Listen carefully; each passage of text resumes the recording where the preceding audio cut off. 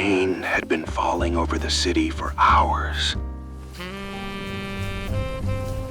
Thick, cold, endless. Red and blue police lights flashed against the broken windows of an abandoned industrial building in the Southern District. Gunshots echoed through the dark corridors as officers tried to corner a criminal who had escaped capture for months. Team 2, block the west exit! He's going upstairs! Move! The criminal ran through rusted hallways, desperately searching for a way out. Blood dripped from a cut above his left eye. The entire building seemed to rot around him. Then he found a hidden passage behind an old metal bookshelf collapsed against the wall. Without hesitation, he shoved it aside and stepped inside. The room was small, dark, silent. For the first time in several minutes, the gunfire was gone. The man exhaled in relief until he realized he wasn't alone. Who's there? In the corner of the room, someone sat motionless in the darkness. A faint orange glow revealed part of Jason Vance's tired face.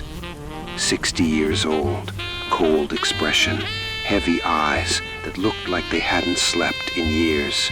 It's over. Before the criminal could react, Jason moved. He grabbed the armed wrist, slammed it violently against the wall.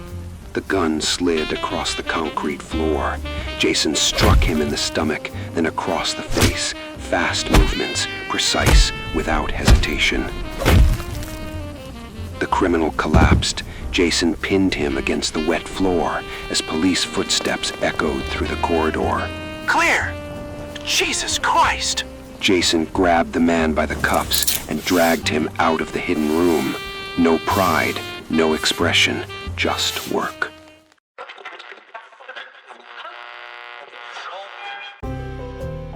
One hour later, Jason drove alone through the rain-soaked streets of the city. Neon lights reflected across the windshield, while old jazz filled the silence inside the car. He didn't look at the city. He barely seemed present in it.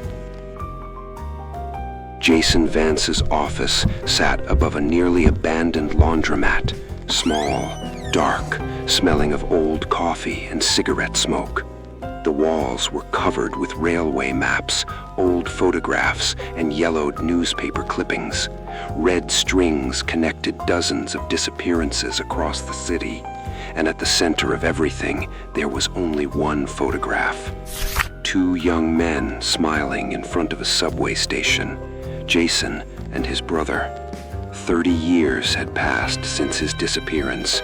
No body, no answers, only silence. Most people had already accepted his death. Jason hadn't. It's open.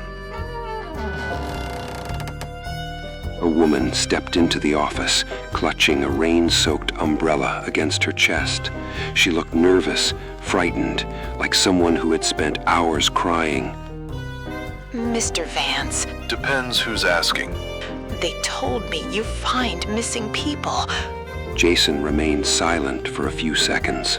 Sometimes. My daughter disappeared 3 days ago. The police don't think anything happened to her, but I know something did.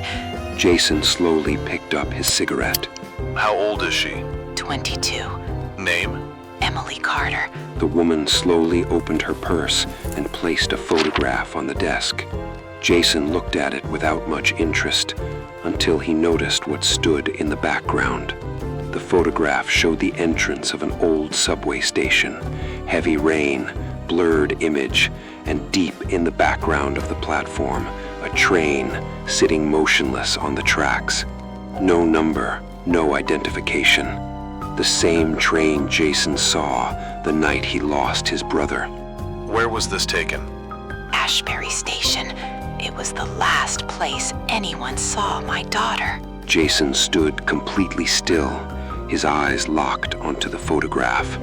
After 30 years, for the very first time, he believed he was looking at a real lead.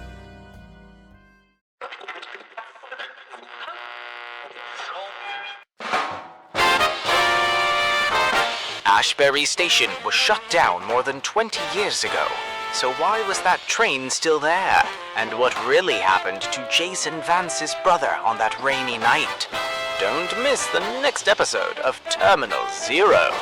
Next Friday, only on Krynn Fantasy.